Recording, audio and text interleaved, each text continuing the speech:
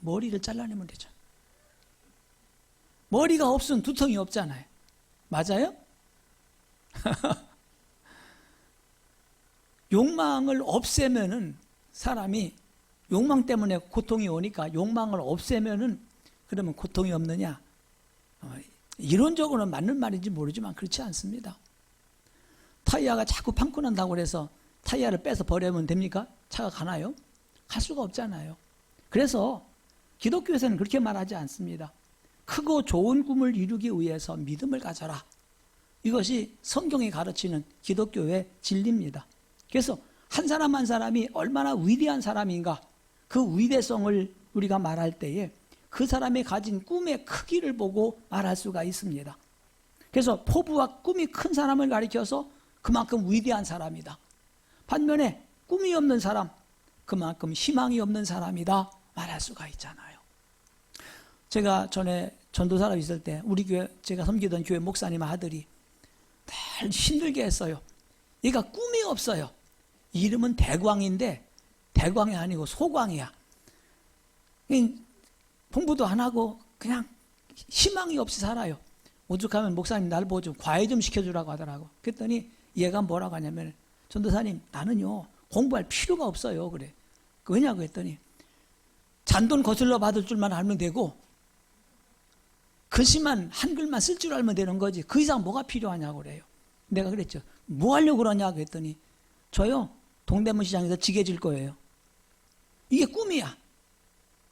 동대문 시장에서 지게 지고 하니까 돈 받아서 거스름돈 줄 줄만 알면 되고 거기 써있는 전표 보고서 몇 호실 갖다 저 가게 몇 호 갖다 주는 건지만 알고 갖다 주면 되는 거 아니야 이거예요. 근데 어제 그저께인가 거기 버스 타고 지나가다 보니까 동대문 시장에 종합시장에 지게꾼이 없어도 돼요? 옛날에는 그 길가에 지게가 엄청 많았었는데 지게가 하나도 없어요. 그 대신 뭐가 있는지 아세요? 혹시 지나가다 보셨어요? 오토바이가 있더라고요. 오토바이가 얼마나 많은지 몰라요. 근데 지게를 질 때는 면허증이 필요 없어요. 지게 짐꾼 면허증이 있습니까? 없잖아요. 근데 오토바이는요 면허증이 있어야 돼요. 그럼 오토바이 면허 그냥 따나요? 공부해야 돼요. 아 이제는 걔가 지금 우리나라 살지 않고 미국에 살고 있으니까 그렇지, 우리나라 살고 있으면 봐라 이놈아 너 공부 안 했으면 안 됐을 거야 이랬을 건데 말이죠. 언젠가 인터넷을 뒤지다 보니까 내 이름이 나와요. 제가 제일 존경하는 목사님 하면서 황의봉 목사님 해가지고 오행시가를 쳤어. 황 하고선 의봉 해가지고. 근데 그 저자가 누군가 봤더니 김삼행이야. 삼행시를 쓰는 사람이야. 그 단행본 책을 냈어 삼행시로. 그 김삼행이 누군가 하고 봤더니 그 사람이 김대광이야. 유명한 삼행시 대가가 됐더라고요. 우리가 꿈이 있는 사람과 꿈이 없는 사람은 이런 엄청난 차이를 가지고 있습니다. 걔가 그러래요. 나에게 꿈을 심어준 사람이 있는데 황의봉 전도사님이었다고 이렇게 말해주면서 늘 고맙다는 얘기를 하더라고요. 그래요. 우리가 꿈이 있는 사람과 꿈이 없는 사람이 있습니다.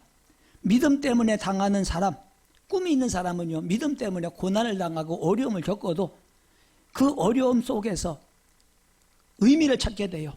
십자가를 바라볼 수가 있단 말입니다. 고난에 눌려 살아가는 사람이 아니라 고난을 이용하며 살아가는 사람. 힘들고 어려울 때에 그 힘들고 어려운 것들을 장애물이라고 생각하지 않습니다. 오히려 이것을 밟고 일어설 수 있는 디딤돌이라고 생각을 하는 사는 사람들이란 말입니다. 한번 쟁기를 잡고 출발했으면 뒤를 돌아보지 말아야 되지요. 예수님 말씀하셨지 않습니까? 쟁기를 잡고 뒤를 돌아보는 사람은 하나님 나라에 합당하지 않다고 그랬어요. 물론 가다 보면은 미끄러질 수도 있어요. 넘어질 수도 있어요. 또는 피곤해서 그냥 주저앉고 싶을 때도 없지 않아 있습니다. 그러나 우리는 뒤를 돌아볼 사람이 아니거든요. 지금 비록 힘들고 어렵다고 해도 이걸 실패라고 인정할 필요가 없습니다. 최선을 다한 후에는 실패를 두려워할 필요가 없습니다. 아무런 도전도 없이 그냥 잘 나가는 사람보다는 비록 좀 실패했다 할지라도 꿈이 있고 도전을 하는 사람이 더 낫다고 생각이 됩니다. 왜? 하나님께서 4절에 뭐라고 그랬습니까? 37장 4절을 같이 읽어보겠습니다. 또 여호와를 기뻐하라. 그가 내 마음의 소원을 내게 이루어 주시리라. 우리가 하나님을 기뻐할 때에 내 마음에 가지고 있는 소원을 그 하나님께서 이루어 주겠다고 말했습니다. 그러므로 우리가 의인의 삶을 살아갈 때에 중요한 건 몇 가지 원리가 있어요. 첫째는 우리가 먼저 어디로 갈 것인지 목표를 분명히 정하고 떠나자고 하는 것입니다. 우리가 걷는 인생길의 걸음은 한 번 내디디면 다시 돌이킬 수 없는 일방통행입니다. 갔던 길을 다시 돌아갈 수 있는 방법이 없습니다. 그렇기 때문에 처음에 목표를 분명하게 정하고 그 길을 걸어가지 않으면 안 됩니다. 많은 사람들이 내가 어디로 가는 것인지 분명한 목표가 없어요. 그리고 많은 사람이 가는 길로 그냥 따라가요. 많이 가니까 거길 따라가면 되겠지, 이렇게 갑니다. 그래서 많은 사람들이 가는 길의 목표가 어딘가 보면은 행복이야, 잘 사는 거예요. 제가 언젠가 말씀을 드렸죠. 잘 사는 거와 부자로 사는 건 달라요. 근데 사람들은 부자로 사는 거지 잘 사는 거라고 생각을 해요. 돈 많이 벌고, 그래서 좋은 집 가지고 있고, 그래서 좋은 차 타고 다니고, 물론 폼나고 좋지요. 그러나 그것이 결코 행복은 아니라는 것입니다. 한 달 수입이 얼마에 따라서 그 사람이 행복하냐 행복하지 않느냐 이걸 말하고 있는 것은 결코 아니라고 하는 것입니다. 그렇기 때문에 우리가 돈이나 명예나 권력이나 이런 걸 바라보고 나가다 보면은 결국은 길을 잃어버리고 말아요. 이것이 우리 나갈 목표가 아닙니다. 성경은 우리에게 이런 목표를 향해 나가라고 말하지 않습니다. 오히려 이런 것을 따라가는 사람을 가리켜서 어리석은 사람이라고 말하고 있고, 우리들에게 그 길을 가지 말 것을 경고하고 있습니다. 예수님 뭐라고 말씀하십니까? 좁은 문으로 들어가라. 좁은 문으로 들어가라. 오히려 멸망으로 인도하는 문은 크고 그 길이 넓어 그리로 들어가는 자가 많다. 많은 사람이 간다고 따라가다 보면은 이건 멸망의 길이고 이것은 실패의 길이라 그 말입니다. 반면에 생명으로 인도하는 문은 좁고 길이 협착하여 찾는 자가 적음이라고 그랬습니다. 많은 사람이 간다고 해서 반드시 좋은 길은 아닙니다. 오히려 좁은 길을 거기가 생명의 길일 수가 있습니다. 삼가 모든 탐심을 물리치라. 사람의 생명이 그 소유에 넉넉한 데 있지 아니하니라. 주님 분명히 말씀을 했거든요. 이렇게 까닭에 우리가 나가는 삶의 목표가 분명해야 됩니다. 목표가 어디입니까? 믿음의 창시자, 완성자, 예수만을 바라보자, 이렇게 말합니다. 우리가 나갈 인생의 목표는 예수 그리스도입니다. 그래서 하나님께서는 바울을 통해서 우리에게 말씀하고 있잖아요. 그런데 너희가 먹든지 마시든지 무엇을 하든지 하나님의 영광을 위해서 하라고 말씀하십니다. 또 말합니다. 우리가 살아도 주를 위해 살고 죽어도 주를 위해 죽나니 그러므로 우리가 사나 죽으나 주의 것이로다, 이렇게 말씀하고 있습니다. 예수님을 우리의 인생의 목표로 정하고 나갈 때에 하나님은 우리와 함께 하십니다. 우리가 엉뚱한 길로 가지 않도록 인도해 주십니다. 오늘 우리가 시편 37편 뒷부분을 읽었는데 바로 앞에 23절을 한번 읽어보겠습니다. 우리가 안 읽은 부분입니다.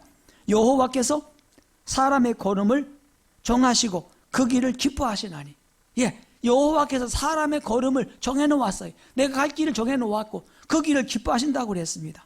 그는 넘어지기도 해요. 그러나 아주 엎드러지지 아니함은 여호와께서 그의 손으로 붙드심이로다, 이렇게 말하지요. 비슷한 말씀입니다만 잠언 16장에도 있습니다. 사람의 마음으로 자기 길을 계획할지라도 그 걸음을 인도하시는 여호와시니라. 다시 말해서 하나님만이 우리가 걸어갈 앞길을 아신다는 말씀입니다. 그렇기 때문에 하나님만이 우리 길을 지도하실 수가 있습니다. 그래서 예레미야가 이렇게 고백했어요. 10장 23절에 여호와여 내가 알거니와 사람의 길이 자신에게 있지 아니하니 걸음을 지도함이 걷는 자에게 있지 아니함이니이다. 내 걸음을 내가 가는 것이 아니더라, 그 말입니다. 그렇기 때문에 우리가 목표를 향해서 가려면은 우리 앞을 완전히 하나님께 맡길 수밖에 없습니다. 처음 가는 길을 내 멋대로 간다는 것은 위험천만한 일이거든요. 시편 37편 25절과 26절에 뭐라고 말합니까? 내가 어려서부터 늦게까지 의인이 버림을 당하거나 그의 자손이 걸식함을 보지 못하였도다. 걸식이 뭐요? 얻어먹는 거잖아요. 의인들이 버림을 당하거나 의인의 자손이 빌어먹을 일을 생길지는 않거랍니다. 그는 종일토록 은혜를 베풀고 꾸어주니 그의 자손이 복을 받는도다, 이렇게 말씀하고 있습니다. 그래요. 의인은 버림을 당하지 않습니다. 그런데 가끔 살다 보면은 버림당한 것처럼 보일 때가 있습니다. 잠시 환난과 시험 받을 때도 있습니다. 그러나 의인은 버림당하지 않습니다. 그 자손이 복을 받습니다. 의인의 자녀, 기도하는 자녀는 반드시 복을 받습니다. 암브로시우스 목사님 말했죠. 어거스틴의 어머니 모니카가 그 아들 어거스틴이 하도 못된 길 걸어가기 때문에 울면서 기도합니다. 그때 암브로시우스 목사님 말하기를 그렇게 말했습니다. 기도하는 자녀는 결코 망하지 않는다. 기도하는 어머니가 있는 자녀 결코 망하지 않는다. 결국 하나님께서는 어거스틴의 발걸음을 인도하셔서 성자란 칭호를 받게 한 것을 우리는 볼 수가 있습니다. 우리가 자녀들에게 해줄 게 많지 않더라고요. 저도 아이들이 둘이나 있지만은 내가 우리 아들, 딸들에게 해줄 수 있는 것이 그렇게 많지 않더라고요. 결국은 하나님께 기도할 수밖에 없잖아요. 이제 하나님은 우리에게 의인의 삶을 살아갈 걸 촉구하고 있습니다. 그것은 바른 목표를 정하라고 하는 거죠. 두 번째로 목표만 정했다고 되는 것이 아닙니다. 거의 중요한 것은 목표가 정해졌으면은 어떻게 걸어가느냐, 방법입니다. 목표가 분명한 것처럼 방법도 분명하지 않으면 안 됩니다. 제가 참 싫어하는 말 중에 하나가 뭐냐면은 거꾸로 가도 서울만 가면 된다는 거, 꽁 잡는 게 매라는 말입니다. 싫어합니다.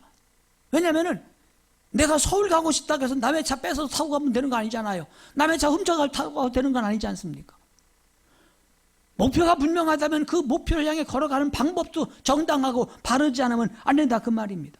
왜요? 우리가 걸어가야 될 앞날은 언제나 미지의 세계입니다. 다음 순간 우리가 어떻게 될지 전혀 알지 못하고 한 발짝 한 발짝 걸어가잖아요. 우리가 아무리 좋은 계획을 세운다고 해도 이거 언제나 확실하지 않습니다. 왜냐하면 우리는 앞에서 일어날 일을 전혀 알지 못하고 가기 때문입니다. 그렇기 때문에 늘 불안해요. 사람들은 자기가 할 길을 알지 못하기 때문에 점쟁이를 찾아갑니다. 그리고 내가 이거 잘 되겠는가 물어봅니다. 새해가 되면 토종 비결을 보잖아요. 그래서 잘 되겠는가 안 되겠는가를 생각해 봅니다만은 그러나 역시 불안하기는 마찬가지입니다. 우리가 인생을 걸어가는데 인생길에는 이 공식이 없는 것 같아요. 저 사람이 이렇게 하니까 잘 됐더라. 내가 그대로 따라가면 됩니까? 안 되더라고요. 왜냐하면 사람마다 전부 달라요. 하나님이 정하신 방법이 같지 않아요. 그런데 변하지 않는 공식 하나가 있어요.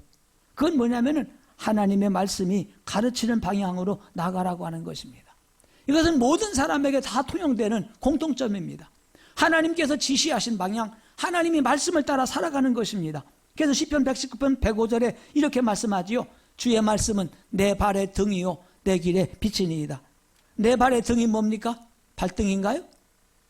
그게 아니고 내 발의 등불이란 말입니다. 내 길의 빛이란 말입니다. 그렇다면 하나님께서 비춰주는 방법대로 살아가야 되는데 오늘 읽어드린 시편 이 37편에는 우리가 어떻게 살아가는 길을 걸어가는 것이 의인의 삶인가를 보여주고 있어요. 앞에 부분은 생략을 했습니다. 다만 뒷부분 우리가 25절부터만 말씀을 보고 있는데 어떻게 하라고 그랬습니까? 먼저 악에서 떠나 선을 행하라고 말씀하지요. 27절과 28절을 읽어보겠습니다. 악에서 떠나 선을 행하라. 그리하면 영원히 살리니 여호와께서 정의를 사랑하시고 그의 성도를 버리지 아니하심이로다. 그들은 영영이 보호를 받으나 악인의 자손은 끊어지리로다. 그래요. 우리는 날마다 순간마다 악에서 떠나야 됩니다. 화를 품지 말고 노를 품는 길에 떠나야 됩니다.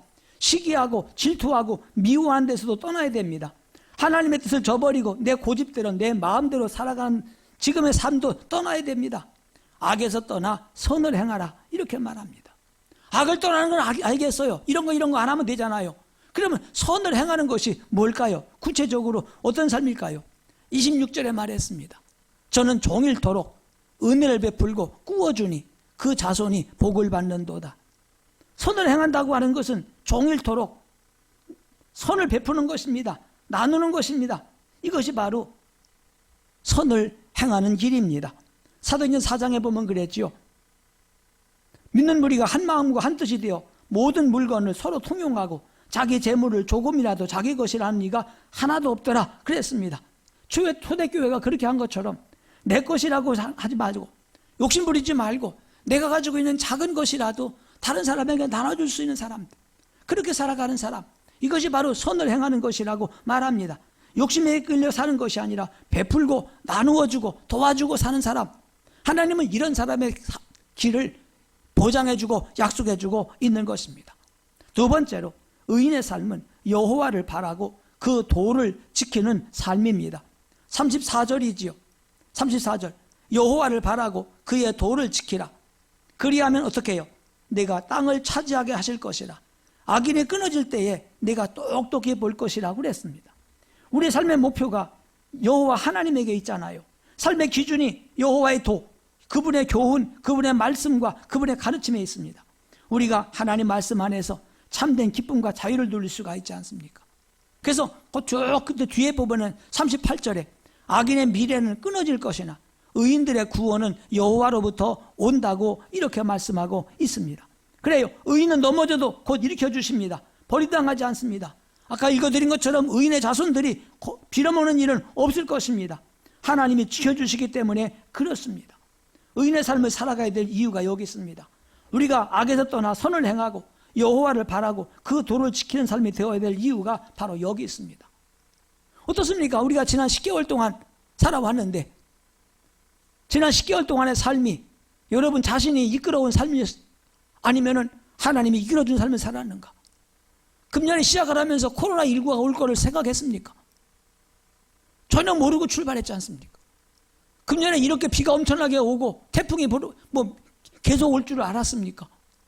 기상청에서도 말하기를 금년 여름은 굉장히 더울 거라고 그랬어요. 얼마나 더웠어요? 안 더웠어요. 제 기억으로는요, 우리 집에 에어컨을 틀어보던 일이 별로 없어요. 그냥 지나갔어요. 작년과 재작년에는 거의 여름 내내 좀 온도를 높이더라도 에어컨 조금만 틀어야만 잠이 자꾸 살았던 그런 기억이 나요. 근데 올해는 덥지 않았더라고요. 그러니까 우리는 아무것도 모르고 살아가는 거예요. 하나님께서 인도하지 않으면 안 돼요. 그런데 이렇게 힘들고 어려운 시기를 살았는데, 몰라요. 여러분도 도저히 모르겠지만 저는 개인적으로 병을 앓고 또 거기다 코로나19가 닥쳐오고 여러 가지 어려웠지만은 상대적으로 상당히 행복하고 즐거운 한 해를 보내게 된 것을 보게 됩니다. 내가 계획했던 것보다도 더 아름답고 성공적이고 뛰어난 삶을 살았습니다. 인생이 얼마나 소중한지 알았고 제 아내가 얼마나 귀한 분인지 알게 됐고 가족 한 사람 한 사람이 얼마나 소중한지를 알게 되는 한 해가 됐으니까 이런 것보다는 얻은 거에 더 많은 한 해를 살 수 있었습니다. 내가 계획한 것은 아니지만 결국 하나님은 멋지고 아름답게 마무리할 수 있게 해주신 거지요. 그렇기 때문에 어리석은 사람들만이 자기 삶을 자기가 계획합니다. 어리석은 사람들만이 그 때문에 고민하고 피곤해하고 언제나 마음 무거운 생활을 벗어나지 못하는 것이거든요. 우리가 보다 확실하게 걸어가는 길이 있습니다. 그 길은 예수님의 발자취를 따라가는 것입니다. 예수님 말씀하셨지요. 내가 곧 길이요 진리요 생명이니 나로 말미암지 않고는 아버지께로 올 자가 없느니라. 또 수고하고 무거운 짐진 자들아 다 내게로 오라. 내가 너희를 쉬게 하리라. 하나님이 우리를 인도하십니다. 바로 예수님이 걸어가셨던 그 길로 인도하고 계십니다. 예수님 자신이 길이 되셨습니다. 우리를 그 길로 걷게 하십니다. 예수님이 우리를 바른 길로 인도할 뿐만 아니라 예수님 당신이 길이래요. 그렇기 때문에 그냥 그 길을 걸어가라고 그래요. 난 처음에 이게 무슨 말인지 잘 몰랐습니다. 바른 길로 인도하시는 분인 줄 알았어요. 근데 언젠가 공항에 갔더니 이상한 길이 있대. 길은 길인데 내가 걸어가지 않고 거기 서 있으면 그냥 길이 가더라고요. 그렇죠? 그걸 뭐라 그래요? 그 길을요? 몰라. 하도 외국가라서. 근데 이게 공항에만 있는 게 아니라 이제는 마트에도 있더라고요. 계단을 걸어 올라가는 게 아니라 서 있으면 계단이 쑥 그냥 지가 걸어가네. 이거 얼마나 편해. 이게 바로 예수님이 내가 곧 길이다 이 말이구나. 내가 예수님 안에만 있으면은 예수님이 나를 데리고 그냥 가는 거야. 내가 걱정할 게 없고 고생할 일이 없어요. 어떤 사람은 거기서도 바쁘다고 또 뛰어가는 사람이 있더라고요. 그럴 이유가 없잖아요. 그냥 서 있으면 가게 되는데 예수님 말씀하시길 내가 곧 길이다. 내가 곧 생명이다. 그냥 나한테 들어와. 그러면 내가 데리고 갈 거야. 이렇게 말씀하고 있거든요. 그렇기 때문에 주님께서 우리를 바른 길로 인도하잖아요. 성경 하나 찾아볼까요? 베드로전서 2장 21절. 베드로전서 2장 21절입니다.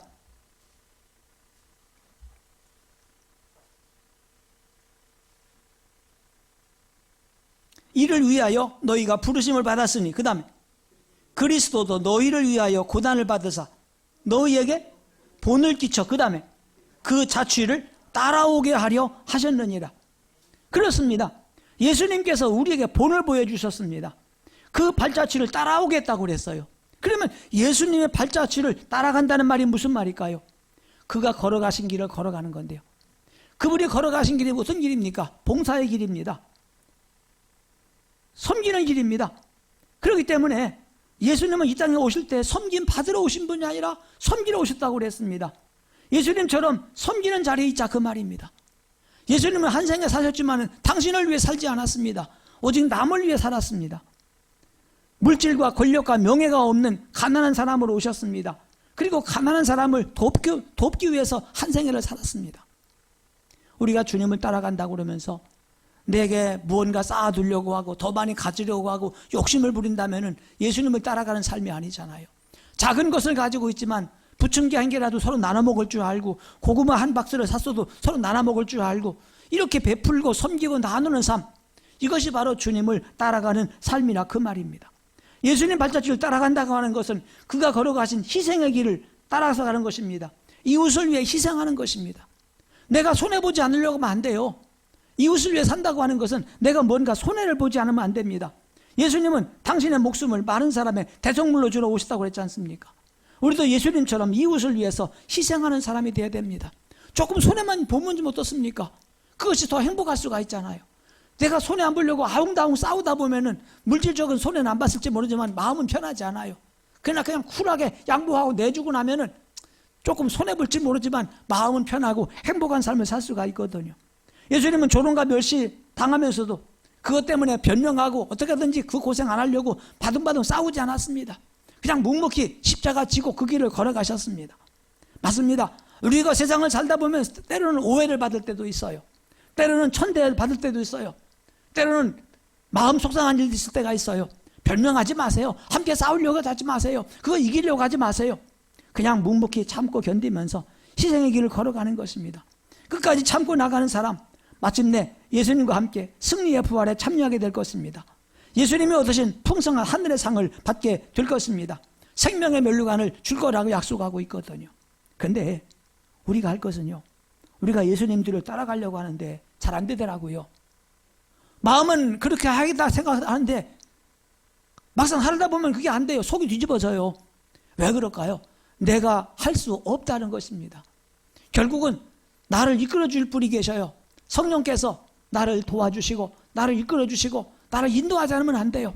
늘 성령의 인도하심 받는 삶, 성령의 능력을 힘입을 때에 우리는 예수님의 발자취를 따라갈 수가 있는 것입니다. 성령이 주시는 힘을 알지 못하는 사람, 예수님의 뒤를 따라가는 거 흉내 낼 수가 있어요. 근데 며칠 못 가요. 지난주에 말씀 제목이 뭐였습니까? 우리가 올바른 기도 드립시다 그랬더니 기도해야 되겠다. 새벽에 많이 나오더라고요. 근데 이번 주 보면 알지. 일주일은 할 수 있어요. 내 힘 가지고. 그런데 꾸준히 한다고 하는 것은 성령이 도와주지 않으면 안 돼요. 까닭에 주님, 내 힘 가지고는 한계가 있습니다. 도와주세요. 성령 충만하게 해주세요. 성령 이끌어주세요. 할 때만이 우리는 그 삶을 살아갈 수가 있는 것입니다. 여러분, 지난 10개월 생활이 예수님 발자취를 따라간 삶이었습니까? 주님의 충만하신 분량까지 도착하기 위해서 성령 감동하심 받고 살아온 해였는가 살펴보십시다. 그리고 남은 3개월만이라도 성령의 이끌림 받고 멋지게 살아간 삶이 되십시다. 우리는 예수님 바라보고 나가는 사람입니다. 이것이 의인의 삶입니다. 거기 39절에 뭐라고 말했습니까? 의인들의 구원은 여호와로부터 오나니 그는 환난 때에 그들의 요새이시로다. 그래요. 우리가 이 목표를 항상 분명하게 바라보며 나가야 됩니다. 그래서 2021년 내년에는 주님을 향한 우리의 발걸음이 더 분명하고 더 당당하고 그리고 크게 띄어지기를 축복합니다.